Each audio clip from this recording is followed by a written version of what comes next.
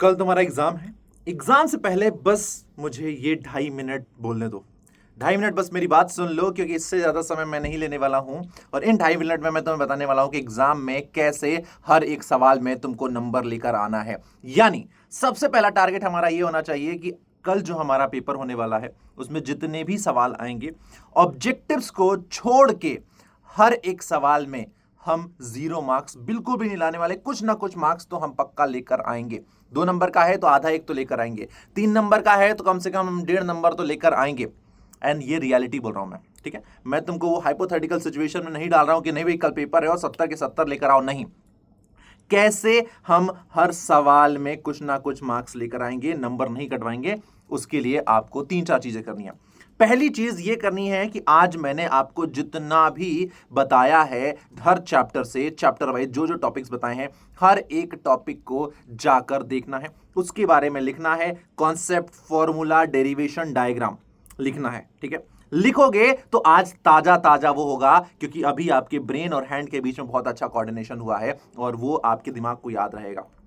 कल जब एग्जाम में तुम वो क्वेश्चन देखोगे या उस टॉपिक से रिलेटेड क्वेश्चन देखोगे, तुम्हें फटाक से वो याद आ जाएगा कि तुमने आज क्या लिखा था, ठीक है। अब जैसे मान लेते हैं, एक सिचुएशन मान के चलते हैं कि लेट्स सपोज कि तुमसे एक सवाल पूछ लिया कि भाई यहां पर एक क्वेश्चन है और इस क्वेश्चन में आप लोगों से बोला गया है कि आप इस क्वेश्चन में जो है इलेक्ट्रोमैग्नेटिक इंडक्शन के बारे में फाइंड आउट करिए। यहां पर आपको ये फ्लक्स के लिए एरिया दिया है, मैग्नेटिक फील्ड दिया है, फाइंड आउट करो। नंबर ऑफ टर्न्स इतने हैं, आपको जो है फाइंड आउट करना है कि कितना यहां पर ईएमएफ इंड्यूस हो रहा है।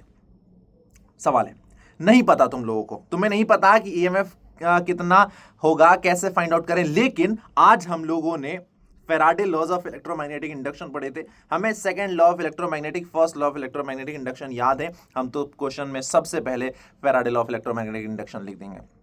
लिखने के बाद जो फॉर्मूला था, फॉर्मूला लिखा, अब उसके आगे नहीं समझ में आ रहा कि कहां पढ़े, कोई बात नहीं, लिख दिया आपने। एग्जामिनर ने ये देखा कि बच्चे ने आंसर कॉपी खाली नहीं छोड़ी। अगर आंसर कॉपी खाली छोड़ोगे तो उसके पास कोई स्कोप नहीं है आपको मार्क्स देने के लिए। लेकिन अगर कुछ लिख कर आओगे और उस क्वेश्चन से रिलेवेंट लिख कर आओगे तो फॉर श्योर आपको मार्क्स मिलेंगे।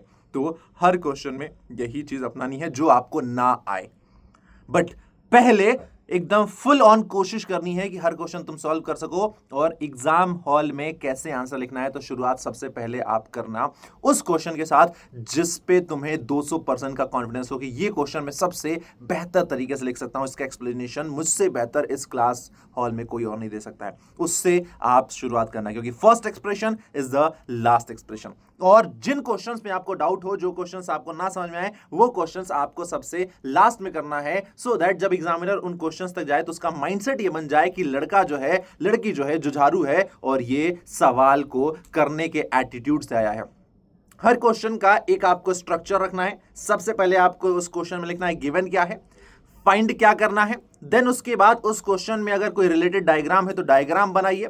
डायग्राम के बाद आप उस क्वेश्चन में कौन सा कॉन्सेप्ट लगेगा, कॉन्सेप्ट लिखिए, कौन सा फॉर्मूला यूज होगा, फॉर्मूला लिखिए। देन उसके बाद आप कैलकुलेशन करिए, लास्ट में आंसर लिखिए, कंक्लूजन लिख दीजिए। और यही आपको पूरा स्ट्रक्चर फॉलो करना है हर एक सवाल में। अगर ऐसा करते हैं तो 100% मैं आपको ये कह सकता हूं कि आप बड़े अच्छे नंबरों के साथ पास होने वाले हैं। तो जाइए, जाकर जो भी आपसे कहा गया है उन चैप्टर्स के इंपॉर्टेंट टॉपिक्स कवर करिए। और मुलाकात होगी अब आपसे कल सुबह 5 बजे। 5 बजे हम एक बार फिर से मिलेंगे, जिसमें आप लोगों से बस चिट चैट बातचीत होगा। एंड इस वीडियो के नीचे हर एक बच्चा कमेंट करके बताना कि कितना नंबर जो है आप कल एग्जाम में लेकर आने वाले हो, ठीक है। तो मिलते हैं आपसे सुबह 5 बजे। Bye bye, tata, take care.